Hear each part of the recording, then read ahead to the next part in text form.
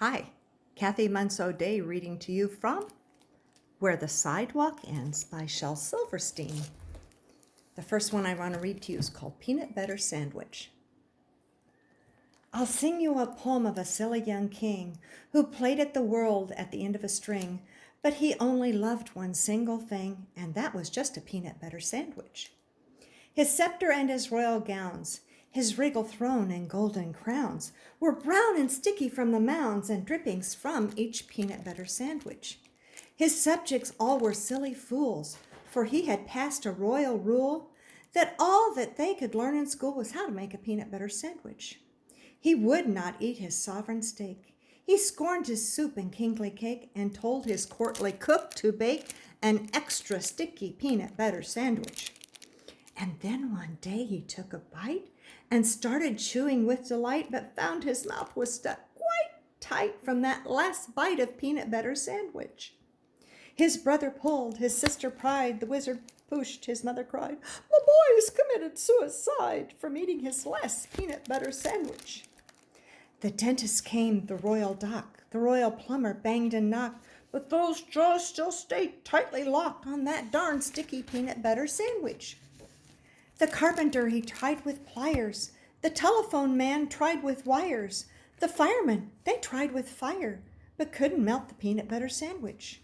With ropes and pulleys, drills and coil, with steam and lubricating oil, for 20 years of tears and toil, they fought that awful peanut butter sandwich. Then all his royal subjects came. They hooked his jaws with grappling chains and pulled both ways with might and main against that stubborn peanut butter sandwich. Each man and woman, girl and boy put down their plows and pots and toys and pulled until crack, oh joy, they broke right through that peanut butter sandwich. A puff of dust, a screech, a squeak. The king jaws opened with a creak.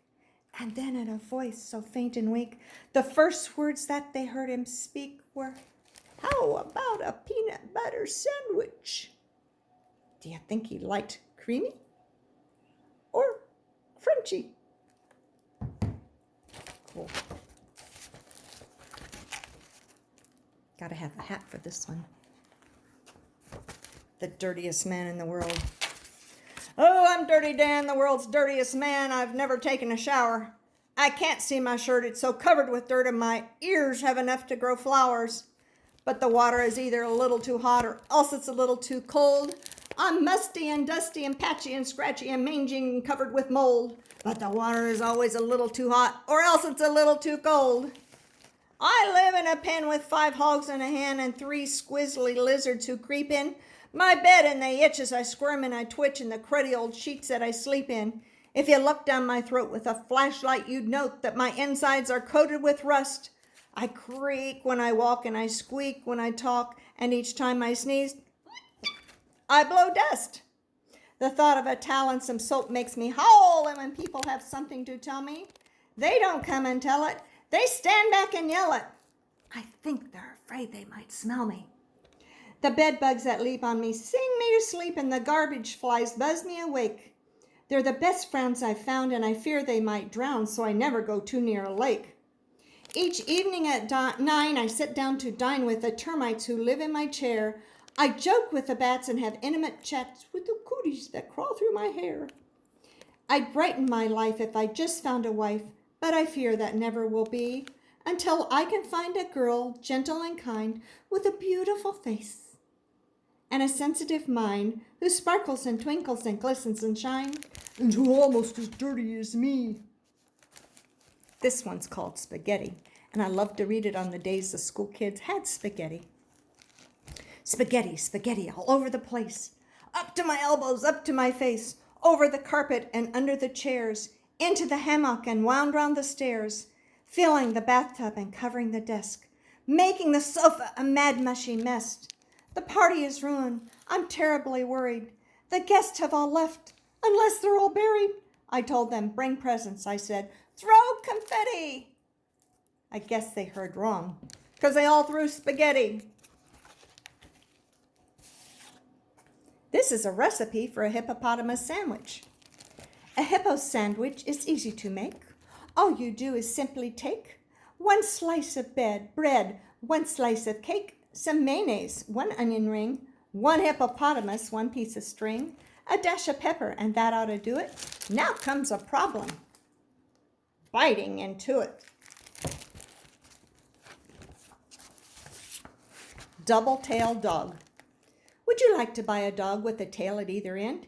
He's quite the strangest dog there is in town. Though he's not too good at knowing just exactly where he's going, he's very good at sitting down. He doesn't have a place to put a collar, and I'll admit it's rather hard to lead him.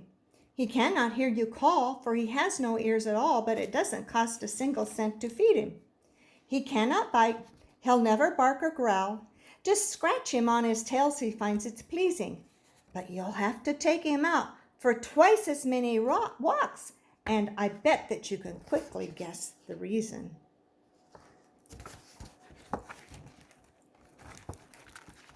Melinda May. Have you ever heard of tiny Melinda May, who ate a monstrous whale? She thought she would. She said she could, so she started right in at the tail, and everyone said, "You're much too small." But that didn't bother Melinda at all. She took little bites, and she chewed very slow, just like a good girl should. And in 89 years, she ate that whale because she said she would. You ever have a sore cut or have a kid need a Band-Aid? Are they happy with just one? No. Band-Aid. I have a Band-Aid on my finger, 1 on my knee and 1 on my nose, 1 on my heel and 2 on my shoulder, 3 on my elbow and 9 on my toes, 1 on my wrist and 1 on my ankle, 1 on my chin and 1 on my thigh, 4 on my belly and 5 on my bottom, 1 on my forehead and 1 on my eye, 1 on my neck, and in case I might need them, I have a box of 35 more. But oh, I do think it's sort of a pity I don't have a cut or a sore.